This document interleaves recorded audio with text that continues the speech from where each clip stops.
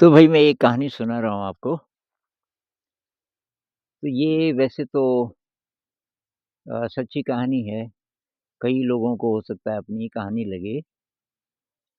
तो अलग-अलग प्रकार की कहानियों को मैं एक बना करके बोल रहा हूँ। एक रिप्रेजेंटेटिव कहानी है, जिसमें थोड़ी-थोड़ी झलक आपको मिल सकती है कई लोगों को अपनी ज़िंदगी की। तो ये कहानी ऐसी है कि एक बच्चा था और बहुत छोटा था, अभी शायद डेढ़ 2 साल का था और माँ की डेथ हो गई। माँ की डेथ हो गई तो पिताजी ने दूसरी शादी कर ली। तो तब जो दूसरी शादी की उसकी जो अब दूसरी माँ हो गई सौतेली, तो उसके भी बच्चे हुए। तो वो जो बचपन में अब वैसे तो कई सौतेली माएँ बहुत बढ़िया भी होती हैं, पर ये वाली जो माँ थी, ये थोड़ा बचपन से ही उसके साथ भेदभाव बहुत करती थी, उससे घर का बहुत काम करवाती थी, कपड़े धुलवाना, ख़ासकर जब उसके पापा नहीं होते थे। वैसे पापा भी ज़्यादा परवाह नहीं करते थे उसकी, ज़्यादा वो कभी कुछ कॉन्फ्लिक्ट हो तो माँ को ही सपोर्ट करते थे, उसी को डाँट पड़ती थी जब वो ज़रा बड़ा होने लगा और बीच-बीच में वो बोले कि, "भाई के लिए तो इतना बढ़िया क्रिकेट का बैट लिया आपने, मेरे लिए मुझे भी दो पैसे।" तो माँ डाँटती थी उसको, "इतने पैसे कहाँ से आएँगे?" तो पिताजी को बोले तो पिताजी भी वैसे बोले, "बेटा ऐसा है ना कि ज़रा टाइट है बजट, तो कोई बात नहीं है, नहीं भी आएगा।" तो इस तरीके से डिप्रिवेशन। और जब पिताजी ना हों, पिताजी बीच-बीच में कहीं जाते भी थे 1-2 दिन के लिए, कोई बिज़नेस था शायद उनका छोटा-मोटा, तो उस समय माँ का जो व्यवहार है वो बहुत ही ज़्यादा रूड हो जाता था उसके लिए। सारा काम भी उससे करवाए और प्यार से तो बोले ही नहीं। ऐसे करके वो बड़ा हुआ। फिर उसकी इच्छा थी कि वो ये कुछ अच्छी पढ़ाई करे कॉलेज की और किसी अच्छी जगह उसको तब जॉब मिलेगा इत्यादि। लेकिन माँ ने बोला कि अब ये बड़ा हो गया, 15-16 साल का हो गया, ज़्यादा पढ़ के फ़ायदा क्या है? इतना तेज़ दिमाग भी नहीं है इसका, जबकि दिमाग तो उसका अच्छा था कि इसको कुछ काम करना चाहिए। और तो गाँव का कोई आदमी था किसी फैक्ट्री में, प्राइवेट फैक्ट्री में, उसके साथ उसको भेज दिया कि ये अभी तो 15 ही साल का है, तो कुछ साल ये तेरे पास रह जाएगा, तेरे घर का काम करेगा, तेरे बच्चों की देखभाल करेगा, बच्चों को स्कूल ले जाया करेगा, फिर ले आया करेगा इत्यादि। और उसको उस आदमी के साथ गाँव से भेज दिया। रास्ते से वो भाग गया, उसके घर नहीं। उसने कहा, "यार ये तो नौकर बना रहे हैं मुझे घर का, कहाँ तो मैं सपने देख रहा था कि मैं खूब पढ़ाई करूँगा और ये करूँगा।" उसके बाद उसका पता नहीं चला और वो कहीं किसी फैक्ट्री में अ, कोई मैकेनिकल टाइप की कोई फैक्ट्री थी जहाँ कुछ कोई चीज़ बनती थी, मशीन बनती थी, वहाँ छोटा-मोटा काम उसको मिल गया और उसका दिमाग तेज़ था, तो धीरे-धीरे उसको वो समझ आने लगा कि मशीनों को क्या करते हैं, कैसे बनाते हैं, कैसे ठीक करते हैं। और उसको पहले मैकेनिक का जॉब मिला और फिर धीरे-धीरे वो उस कारखाने में काफ़ी बड़ा पद उसको मिल गया। अब वो मालिक की तरफ से उसको मकान भी मिल गया और गाड़ी भी मिल गई और पैसे भी काफ़ी सैलरी वग़ैरह भी बहुत ज़्यादा थी। तो उसके मन में लेकिन ये बात रहती थी कि यार मेरे साथ नाइंसाफ़ी हुई बचपन में, मेरे साथ बहुत ज़्यादा ये गड़बड़ हुई। तो उसने कहा कि मुझे मुझे अपने माता-पिता से बदला लेना है। अ, माँ से लेकिन पिताजी से भी, क्योंकि पिताजी को पता तो था और वो माँ का ही पक्ष लेते थे, तो अब मैं छोड़ूँगा नहीं। तो बहुत साल बाद अ, इस बीच इसकी शादी भी हो गई थी और अभी बच्चे नहीं थे, तो अपनी पत्नी को भी लेकर के और पहुँच गया गाँव।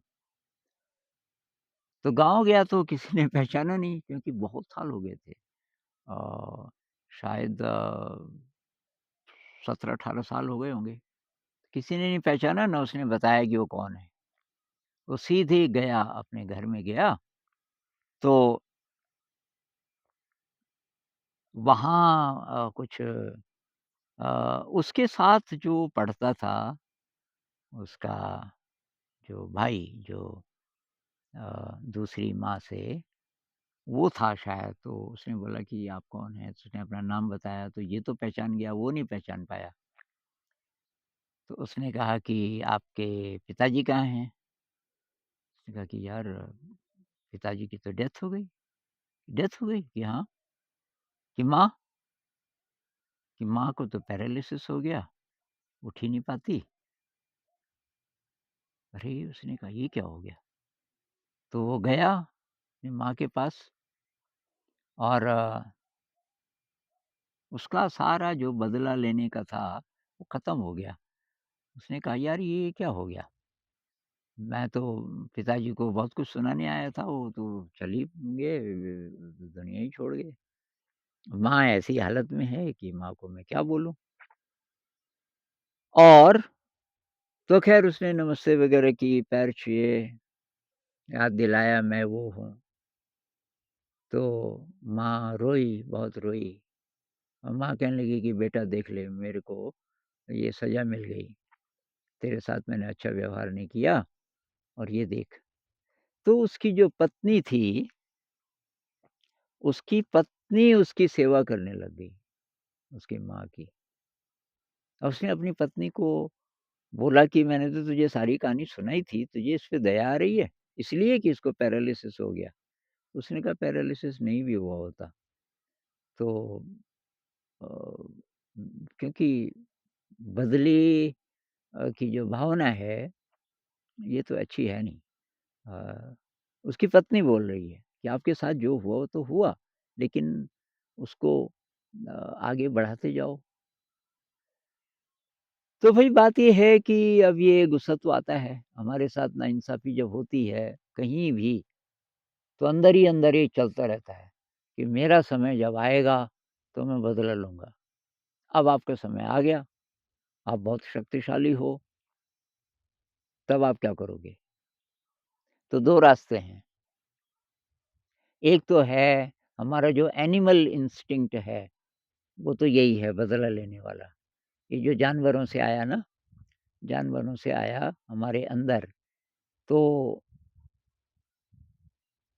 उस रास्ते पे अगर हम जाएँगे तो हमारा अहंकार तृप्त होगा, अहंकार मतलब और बढ़ेगा, मैं की जो भावना है वो और बढ़ेगी, जो कि दुःख का कारण है।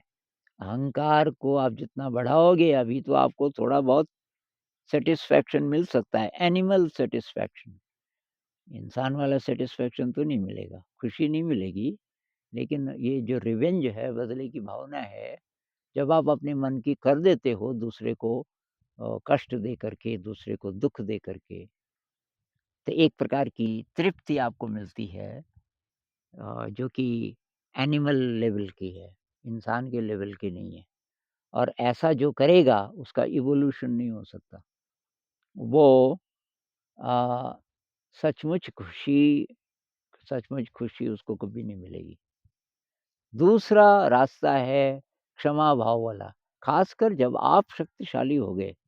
शक्तिशाली जब हो गए, तो आप चाहें तो आसानी से क्षमा कर सकते हैं। अगर आप ये वाला रास्ता अपनाएँगे और आसान नहीं है। इस रास्ते पे चलने के लिए आपको फिर काफ़ी अ, तपस्या चाहिए, काफ़ी ध्यान का अभ्यास करोगे, सेवा करोगे, विनम्रता, कृतज्ञता का अभ्यास करोगे, तभी आप क्षमा कर सकते हो।